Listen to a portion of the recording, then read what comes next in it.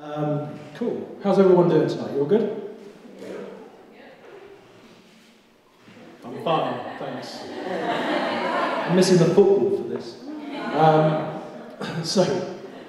Which I'm very happy to do. A quick introduction to me. I'm a photographer. I'm actually a photography student. I'm currently studying an MA in photojournalism and documentary photography in London. So I take photos of people. It's one of my favourite sort of things to do, take photos of people you may recognise. But in my course we were asked a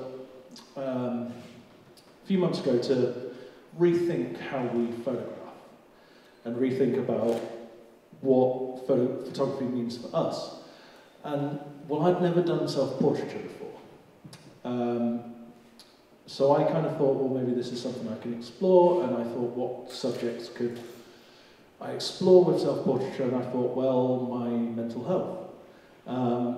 So I decided to look back at my mental health that I'm kind of still dealing with, but a lot more successfully now, and create a book. And I want to kind of start with this quote from James Agee from a famous book called Let Us Now Praise Famous Men. This was all talking about the Depression, but back in America in the 30s and 40s, I think. And he says, who are you who will read these words? And it made me kind of wonder, like, who is this? Should I create a book, and why should I create a book, and who should I create this book for? And actually it turned out to be for myself. So I started taking self-portraits, and in doing so I tried to explore how I experienced depression and anxiety, and kind of what these feelings look like, or could look like to someone else. So I decided to go back to school, to my old secondary school. I went there and explored kind of the grounds again, took the camera, and it was a very odd experience, but I went and made some self-portraits there. I kind of made some in the home, just about myself, and about kind of how sometimes depression can make you feel. I kind of played with techniques. I looked at how you can use visual imagery to make statements like the fact that when you're suffering from depression you feel like you're kind of fading away. Or just really open and kind of honest images about what my feelings were, visual feelings were to me. Things like how anxiety kind of makes you have that tightness in your chest and you're held back by things. And this was, I realised during kind of writing up this project, that this is a big deal for men to actually talk about this sort of thing. Men don't see mental illness as a thing they can open up about. Something like how much my weight was impacting on my happiness and how it's bringing me down, and how much something that's been with you all your life can really still come back and haunt you and taunt you over several years later. So this project was done through analog photography.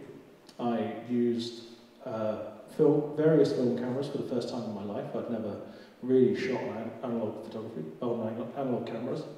I took the film, I developed it by hand, and I went into the darkroom and I printed the images, and it allowed me to really get in touch with these issues, these feelings and these experiences and these emotions within myself. I was able to handle the images that I was making of these feelings. And as Julian Busher says, I was able to express how I felt with things. So I kind of carried on doing this process, and then I made a book, and I made it by hand. And I bound it all together, and it kind of,